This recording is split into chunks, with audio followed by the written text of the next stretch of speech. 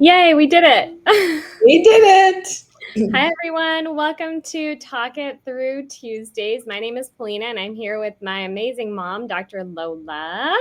Hello, everyone. Hi, Balina. It's so nice to be here. Thank you so much for watching us. We're so Yes, excited to be here. we have a short 20-minute session today, and we are going to continue from what we did last week. So, do you want to start? Yes. So we were Okay. talking about Alan and Matthew. Got into a conflict. Alan is the commercial marketing person from a manager of the commercial team, and Matthew is the software engineer who works for. They both work at this company, and they got into a conflict where Alan asked Matthew to create a new website, and Alan was worried if Matthew would have enough time to complete this task on time. And he was reassured by Matthew and his team that everything is going to be fine. But Matthew needed 2 weeks to complete this task. So Alan um, felt that he was communicating what he needed to Matthew's manager, but Matthew never got the communication. So when the time came in to do the website, Matthew was overwhelmed. He had a lot of project, was a big backlog, and he couldn't finish it on time. So he told Alan that basically they decided he's not going to do it. And so Alan was very surprised and very hurt by this whole situation. So that's basically they got very disconnected. And I think we actually started to do the conversation. Remember, Yes. we did like the first half. It's so funny. I had actually somebody that came messaged me and said that they listened to that first video and they were like so relating to Alan, and they were Oh, just okay. so grateful that we had talked about the situation because they felt like it was very common. Um, and didn't realize that, there's a way out, or a way to resolve a situation where you have, someone that's not engaging. And we actually talked about this in our podcast, I think last week, where we talked about disengagement and how or our webinar, whichever we did. Like Mhm. disengagement is a form of disconnection. And oftentimes people they don't realize that. It's funny because I also said it like several times to the kids when they were saying no to things. I'm like, well, disengagement is a form of disconnection. So I get it. So we did the first half.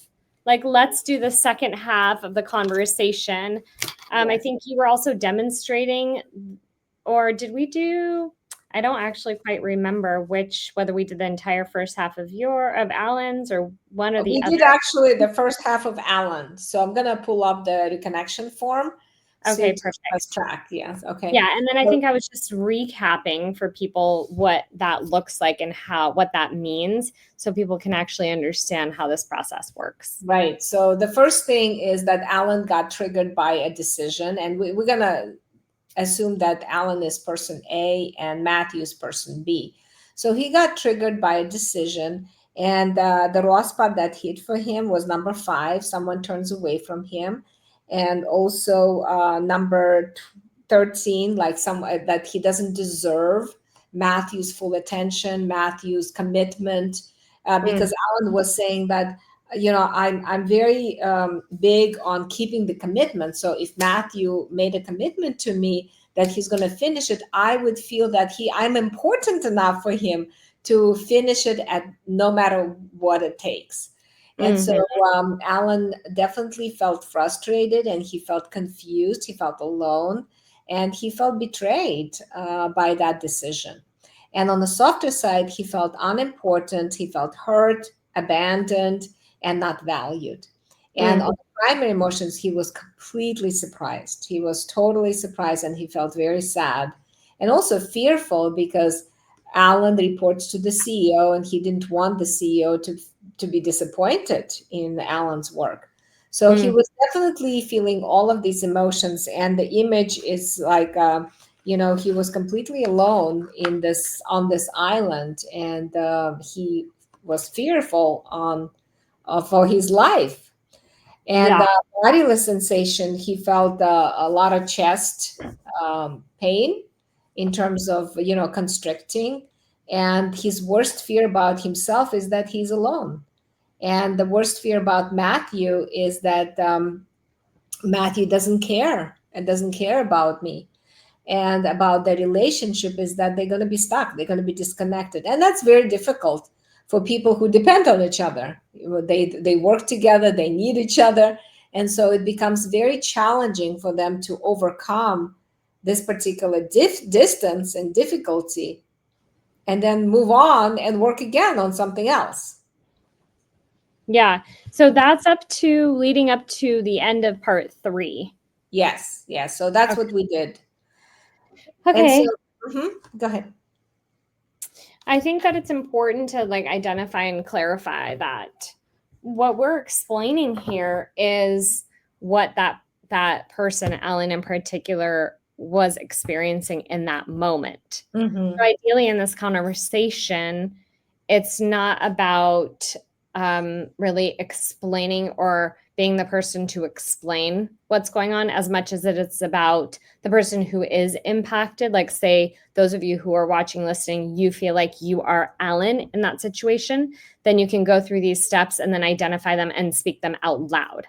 So we've said this before, and we're going to say it again and over again so that you understand even in the moment where you feel disconnected with a person doesn't necessarily mean that you have to have this conversation right away with that person. And sometimes we see that people who are very escalated or stressed about a situation and can be very, overwhelmed will you can talk to, can you go back to the form really quick and then I can show them? Yes, No, yes, that's yes. okay. You can use this form all the way through the steps to like I would say even number 5, with someone else. Like let's just say you'd like to share what's going on. And a lot of time that helps clarify what they're experiencing, what you're experiencing. So then you can have this same conversation with the person that you actually feel disconnected with. I mean, ideally, I like what you're saying, because what you're saying is like you're practicing, right? yeah, You're practicing with somebody else. You want to review, because sometimes it's hard for us to understand what's happening for us. yeah, Sometimes exactly. several times maybe the original decision that was the trigger for Alan. But as he goes through this process, he might say, well, I also got triggered by the words that Matthew said, or by the facial expression. So I like Mhm. your point that it's so important for us to have somebody that we can turn to and go through the form as if like we're practicing to share our experience with the other person, so they Yeah. could really hear it. Also, it can be very confusing to identify exactly what is going on with you in the moment that you feel distressed or disconnected. So, the more times you have this kind of conversation, or even if you have it twice, if you have it once with another person, or you can even do the form yourself, it's helpful to clearly identify what is exactly that affected you. And then you can have a conversation that's so much more clarifying with the person that you're actually disconnected with, which will probably be easier for them to be on the receiving end of that, when they have an easier time on the receiving end of that, then it's easier to then be able to respond. So, Right. Yeah. okay. So for the, his automatic thoughts for Alan is that he said to himself, like almost like instantly, like I have to stop you, right? How dare you Mhm. turn away from me? How dare you say you cannot do it? Right. That's an automatic thought that comes through us in the moments when we feel disconnected. And for his protective behaviors, he started to criticize, he started to lecture and demand and blame Matthew. In that moment, he defended his position. Like, how can you do that? Wait a second. We relied on you. You promised to us. No, you cannot continue. So, and his tone of voice, he started to escalate, and the speech of actually going very fast. One of the things I also want to point out while you were saying that is that a lot of times I think people think like, "Oh no, you don't know how I feel. You've never experienced this kind of situation. You know, this is like no, it's like a very difficult, it's complicated." We hear that so often. And what's great about this process is that you will see how very, I would say, like, it's very normal and common to have these issues across all different situations have really similar underlying impacts. So, what does that mean? That means that, like, let's say you have a situation like Alan, for example, where you have someone that's not engaging, or you have another situation where you feel, like an employee or a coworker or your boss betrayed you in some way. Then those underlying, when you use this cycle and process, you will see that is very, very similar. That's why when we say, what are Alan's automatic thoughts and what are his protective behaviors, those repeat. They're very basic ones that occur that are underneath a lot of complicated surface situations. And we see those on repeat all the time. Exactly. Yes. And if you continue to use these behaviors, you're actually going to continue the negative cycle, right? Because these very same behaviors trigger Matthew.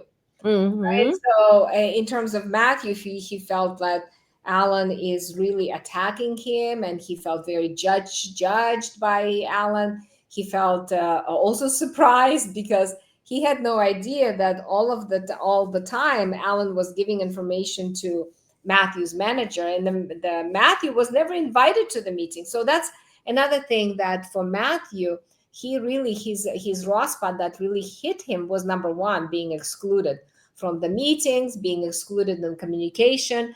And so he felt completely disconnected from Alan in that moment. Mm-hmm. Yeah. Yeah. So the automatic thoughts you mentioned, what about the protective behaviors? Yeah, for Alan. Yeah. Mm-hmm. Yeah, it was defense. It was distance, and not distance. It was defending, criticizing, lecturing, demanding, judging, and blaming. And his tone of voice would go up, and his speed of speech was fast. So to also clarify, if you notice here on this form, we have like two columns, which I really love how you separated it like this, because I think that when people become aware of the role they take in the relationship, then it's easier for them to identify what the automatic protective behaviors and thoughts are. So we have pursuer and withdrawer, which we've talked about this before, but you can also find out more information on our YouTube channel and our podcast as well, called The Leader in You. And the YouTube channel is EMC Leaders. And so you have the pursuer that does the typical, I have to stop you. How dare you? I give up. I won't, it says I won't stop. I'll show you. And then you have the withdrawer. I wonder if you can zoom. Can you zoom in the form a little bit? I don't know if you can on that form, on that screen, but if not, it's okay. And then you have the withdrawer, which is like, I don't care, I have to get away. And then you have those protective behaviors that respond to that same role that you take. So the other thing too is that if you wanted to really get good at this, we have a training program. We have a training. You can go to emcleaders.com, and we do this training program where we teach you how to be emotionally accessible, responsive, and engaged for your team members in this exact situation. If you want to be, I say, like, it's the peacemaker of the company. Like I hear from HR companies a lot, like, we're just having to deal with problems all the time. We don't have like a resolution on how to deal with the conflicts. We're just like sending them to to get in trouble here, or you're sent to the HR department to get a written up warning, or you're sent to, it's like you're on a timeout like you were as a child, as opposed to like going to the peacemaker who can really help you uncover and identify what's happening with you and get to the root of the issue. And also repair, right? Reconnect. Yeah, exactly. Because the whole point of these protective behaviors is because we want connection back. We want to know that the other person cares about us. We want to know that the other person has our back. We want to know that the other person is there for us. And the messages that we're getting in those moments is like, wait a second, am I important to you? Do you care about me? And the answer is no, right? Yeah, and then the brain goes into this panic attack where the emotions get flooded, and then we start using these protective behaviors. Yeah, absolutely. It's so, so true. So I So think let's quickly do on Matthew's side. Should we do that? yeah, yeah, Okay. definitely. So Matthew got really triggered by being judged, like, he's not good enough. He felt that Alan is attacking him. Alan is like lecturing him. He felt Mm, demeaned in that moment. So his raw spot was number one, being excluded because he never participated in any of the meetings, he said. And he also felt alone in that moment. He felt confused. And on the raw spot, he also felt being judged as not good enough. And number eight, show of disapproval from Alan, because Alan is his colleague, right? Even though Alan is a manager of a different department, Matthew and Alan work together on all different projects. So it's very difficult for for Alan to be so upset and disappointed. mm-hmm. On the surface side, Matthew felt upset, he felt disturbed, he felt tense, and he felt confused, alone, and yeah, confused and alone. Okay, and on the softer side, he felt shaky, he felt worried, he felt hurt, he felt panicked, intimidated, and overwhelmed, and Mm-hmm. felt definitely not heard. He felt like Alan is not hearing him, no matter what he's trying to say. So it's very common for people not to hear each other when they constantly trying to prove the other person's wrong. Yes. Okay. And on the image, Matthew, he also felt on the primary emotion, felt surprise, and he felt shame and sad and fear. Mm-hmm. So on the image, he felt like somebody was hitting him on the head. Mm-hmm. Someone is hitting him on the head, like over and over again. It's like taking a hammer and just, you know um, hitting him to the ground. That's Yeah. how it felt. And the bodily sensation, he felt stomach, a lot of like stomach, like he wants to throw up. He felt Mm-hmm. so upset and overwhelmed with those emotions. And so on the fear, he felt he's failing, like I'm failing, like I'm working so hard and people don't even see how much I'm failing, and will I be fired, the next thing. This is a manager and he's like really disappointed in me. He's not my manager, but he's definitely a manager of a different department. And Mm, so for Matthew, his worst fear about Alan is that he doesn't value me. He doesn't value, mm-hmm. and for the our relationship will be disconnected. Okay. Yeah. So if you notice, Dr. Lola's going through each of the steps for the other person involved in the conflict. So, this is another important aspect. Let's say you do use this form and then you talk with a colleague that's not involved in the situation, or your boss, for example, or you have a peacemaker in the company or an HR internal trainer that did our training, and you talk with them, and then you're going to feel like the intensity of that experience is going to be much more de-escalated, and it will be easier for you to access that conversation with the person involved in the conflict. But you also want to make sure that when you do have that conversation, both parties are able to have enough time and space to go through this kind of conversation. So both people get a chance to share what's going on with them. And what's important here also is to understand that this is a process where we don't point fingers or blame anyone or point anyone as the bad guy or that it's their fault. So, this is why it's important to see both sides and both people's emotional experience, because in every single conflict, from this perspective, from the attachment perspective, both people are involved. So if you're thinking, we get this too a lot where people wonder, well, what about taking accountability? and making sure like who did what and responsibility. We're not omitting that, but we're saying is both people in the conflict are participating in this negative cycle. So in a society that's very easy to point fingers and blame and find the bad guy, we actually remove that entire aspect of this, because then we understand that each person is responsible for their emotions and their feelings to be able to use the tools that they're learning here to identify them and then to turn around and be able to express them effectively. And that I love that what you're saying, because it's so clearly important to know for managers and HR managers and the managers themselves is how do you hold both of those experiences as valid?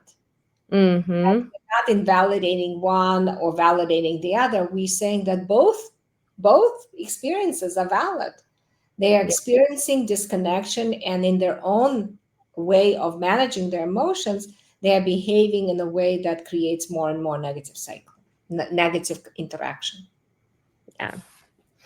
Okay, so if you do feel, yeah, if you do feel, I like this view, like of us. I don't know if it's different. Then do you see it differently? I see it differently. Oh yeah, instead of this way. Yes, it's so much better this way. Okay.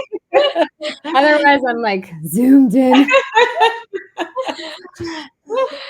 So if you do find yourself in a conflict or a situation, the reason why we started this live stream is because we want to be able to talk it through with you and your issues. So we've had a lot of experience, especially Dr. Lola, with a lot of different companies, a lot of different relationship dynamics in the companies, that if they were struggling, and we use this process 100% effectively to resolve and reconnect people.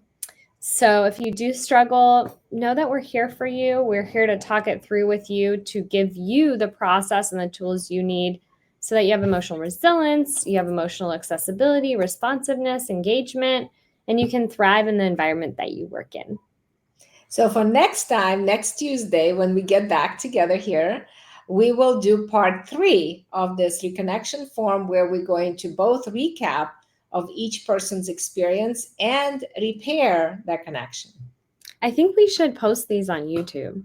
Okay. So good. Or we do the live stream on YouTube as well. Definitely. I love it. My name is Paulina, and this is Dr. Lola, and we're here from EMC Leaders, and reminding you that you don't need to be fixed. You just need the right tools to learn how to communicate effectively in your team. And we have a podcast called The Leader in You, and also our website, emcleaders.com. Please connect with us if you need help and you feel stuck in your team, in your company, in your organizations, and you don't know what to do. We're here to get you unstuck. Thank you so much for watching, and we'll see you next week. Bye. Bye.